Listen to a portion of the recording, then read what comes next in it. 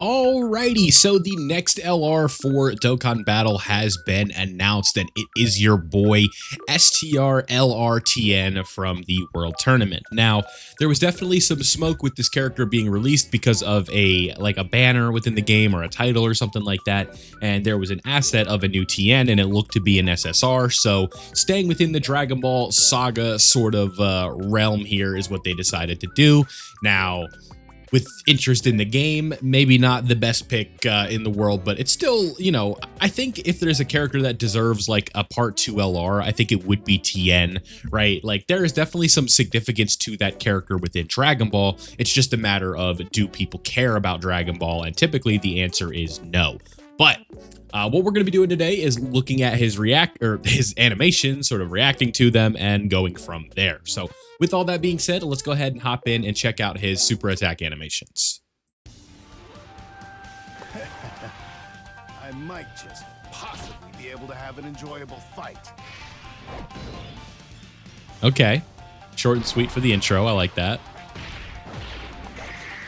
He's throwing them hands. Yep. Dodon Ray. Boom. I like it. Oh, okay. Hey, he did the thing. Yeah, nice. Gives me vibes of Goten's super attack with Piccolo, or Gotank's super attack with Piccolo. All right, so what is this going to be? A counter, a revival, a nullification? It is a nullification, right? Oh, no. That's a counter. Okay, because it goes back at the enemy. Got it. And here's the active. There goes nothing. Tri-beam. I'm aiming right for the stage. Oh, nice. I mean, that looks good, man. There's some pretty cool animations, for sure. And the stage is gone. Nice. I really don't have any issues with those animations. I think they were pretty good. But let's go ahead and look at the character and just sort of talk about his categories, break him down, and all of that fun stuff, because I know a lot of you do care about that. I see some reply like right away. It's, you know, we just got to do all this nonsense. But here we go. So we have final trump card or Earthlings category, key 3, attack and defense 200%.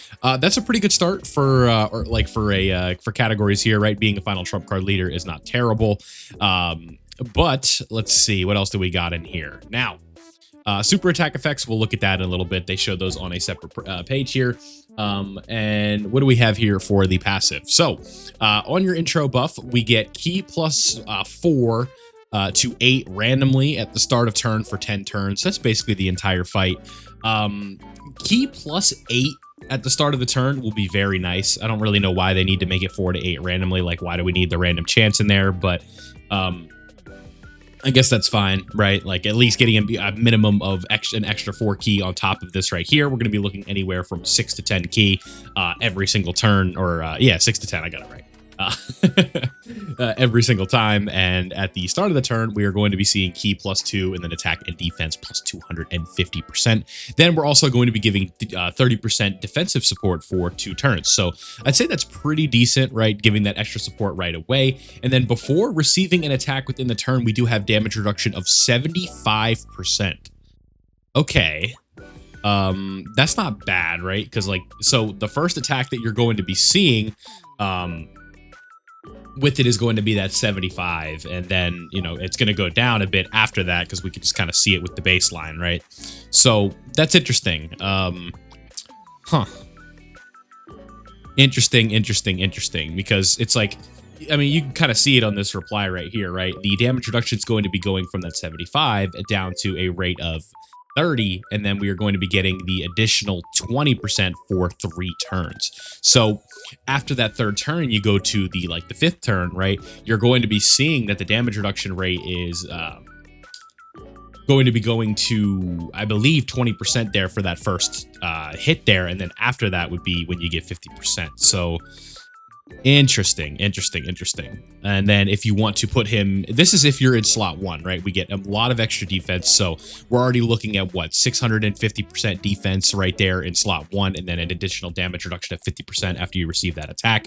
Then we're going to have the extra 100% attack at the start of after we receive that attack as well. So after he takes that first hit, we're going to be getting a lot of buffs, but we're also going to be losing that 75% damage reduction. So I believe how that would work is if a super were to be in slot 1, he would have that 75% damage reduction for that first super.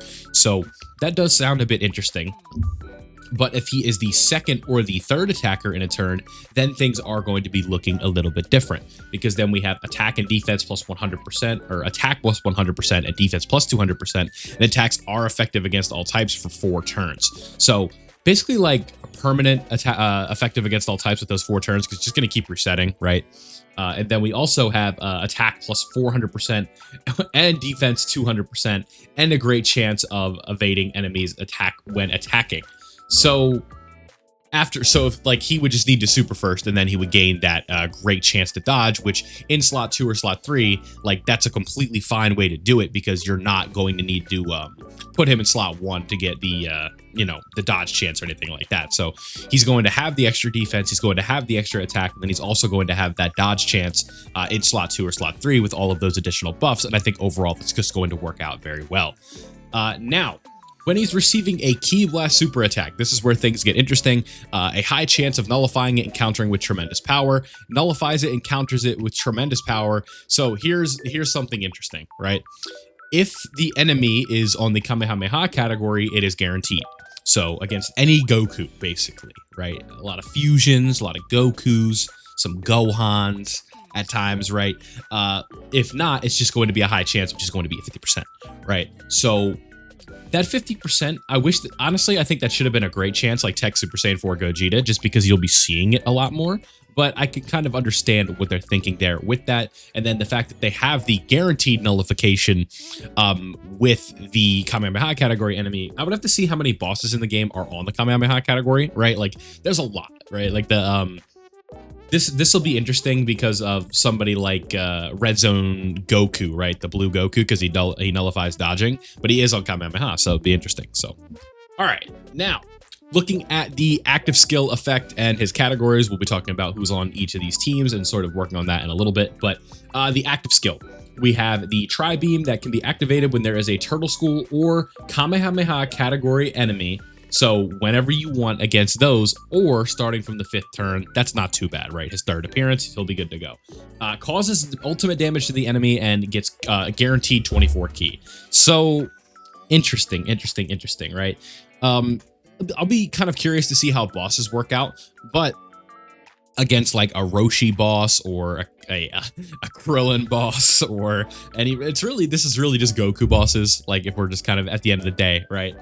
You could have this from turn 1, you could have this to turn 2, like literally whenever you need it, against a Goku enemy, basically.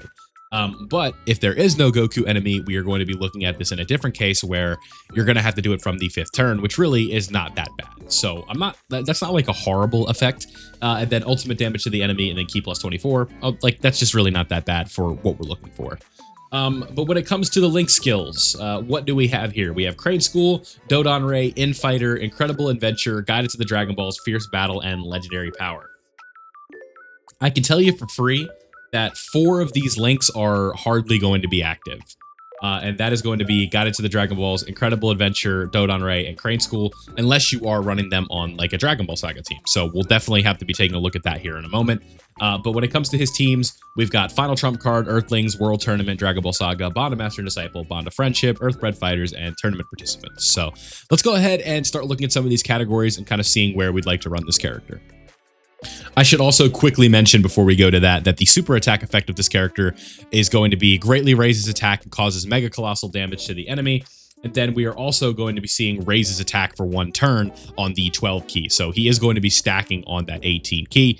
And I believe that's going to be lowers attack. Is there even a multiple images on this one? Not even, right? No defense on super is interesting. I don't know how much I like that, but there's also a bunch of different like effects from the passive where you're going to be able to get that additional defense. So just wanted to at least quickly mention that. Okay, so first up on the list here for teams that he's going to be leading, this is Final Trump Card. Now, this team has not seen an updated leader since Dragon Fist Goku. I believe that is the newest release here on this set. So, a lot of good characters on this team. Right off the bat, we would have Tien, Gogeta, Vegito, Gotenks, Physical Gogeta Blue, right? The Year 7 LRs, right? This Tien, or this Grade 8 Vegeta right here. So very good characters, but the issue I think looking at this one is, where is your guidance of the Dragon Balls, right? I think if we filter it in and we go in here, these guys technically don't count for Dragon Ball Saga, right? So it's like right here is where you get incredible adventures and guidance of the Dragon Balls. So if this guy were to Easy A in theory, you'd be able to have access to that link. But there's just not a ton of TNs in here, especially ones with Incredible Adventure, Guides of the Dragon Balls, Dodon Ray, and Infighter and stuff like that. It's just not going to be an extremely common link. You would have Legendary Power, Fierce Battle with a lot of these characters, but when it comes to Final Trump Card, this is going to be one that he's a 200% leader for. Not too crazy. Overall, I'd say that this one's just all right. But the next category, the other one that he's going to be leading, is going to be Earthlings. So if we pull up Earthlings here, you guys can see this is not really a team either, but you have some fun options, right? With the new Mercenary Tau, General Blue, we got the STR Hercule here, but I think you kind of want some more Earth Protecting heroes with this character, if I'm not mistaken. It's been a bit, yeah, you want like Earth Protecting heroes on this team for, just for dodging, I guess. Like you don't really need that if you want, but could work on Earthlings because again, having that damage reduction 90%, he would definitely be a character you run on this team. But like the free-to-play Saiyan Saga characters, right? Master Roshi's kind of aged out a bit. Grandpa Gohan's still pretty good. Bulma's all right, right? This Mai is okay. So just some options here. Int Yamcha, if he Easy A's, is a name to look out for. So Earthlings, not really a team right now, but it is what it is. You guys know World Tournament is also not really a team. But if we take a look at the Dragon Ball Saga, I think things could get potentially pretty interesting here with this specific setup. Just because this team is starting to sort of flesh itself out a bit, right? With Tien himself, and then you've got Kid Goku, General Blue, Mercenary Tau. Mission Execution, you would have to have this General Blue around, right? But then we have the new LR Tien, we have this Demon King Piccolo, Grandpa Gohan, LR One Piece, right? Bulma. It's starting to become a little bit more of a team. Path to Power Kid Goku. It's kind of a blessing and a curse because, like, it's cool that they're buffing this team, but I feel like the players just don't care. Right? And that's where things do get a bit tricky. But looking at that one, Bond Master and Disciple, I'll have to kind of see how this one looks right now, but I can't imagine that this team is going to be a world beater. But again, it's always worth taking a look at and seeing what we are working with here. When it comes to leaders, the most recent one being the Namek Goku and Piccolo, or Namek Gohan and Piccolo. But like you have some okay options here, right? Beast Gohan, Evolution Blue. You want Universe reps for this guy, really, though. Universe Survival Saga. Got Physical Super Saiyan 2 Gohan, the new Tien, obviously. This Tech Kaioken Blue Goku, right? This Beerus is decent. But yeah, this is an okay team, I guess. But really, to me, it looks like Final Trump Card and Dragon Ball Saga are really going to be where you're going to be getting your bread buttered. Earthbred Fighters and tournament participants, also two very good teams as well. So Earthbred Fighters, you guys know how that goes. It's unfortunately still missing its leader. Not its leader, but I guess no, it does have a leader with Mercenary Tau. I'm thinking of Bond of Parent-Child. But Earthbred Fighters has two very good leaders, excuse me, with Kid Goku as well as Mercenary Tau. Then you're going to be able to slide Tien on a team with Gogeta, with Vegito, right? Gotenks, Super Saiyan 4 Goku, Beast Gohan, Tech UI Goku. All of these different characters are going to be able to work very well on this team. And then last but not least, with tournament participants, we are going to be in a good spot with that one as well, just because we know how that team has been rocking over the last couple of months. They've really been buffing the hell out of it, which is surprising because, like, you feel like you kind of already got your payoff for tournament participants being like, you know, Evolution Blue Vegeta, Gohan, Goku and Frieza, Tech UI Goku, AGL Jiren within like the last year. So adding this guy to this team, it definitely helps. Characters like Cell, characters like Hit, Pycon, right? Cam Caulifla. It's overall a pretty good spot for the tournament participants. So there we go. LR Tien, let me know what you guys think of him down below. Looks like a pretty fun character. This should go without saying. This banner is 1,000,000% an easy skip. You should not be summoning for this TN, not with Global Dokkan campaign being a few weeks away. I know it gets tiring hearing me say don't summon for things, but this is definitely going to be the case. Special Dokkan Day is going to be giving us some tickets, and that is where we should be trying to get this character. So thank you guys for watching. I hope you did enjoy it. Let me know what you think of TN. Leave a like if you did enjoy, subscribe if you are new, and I'll see you all in the next one.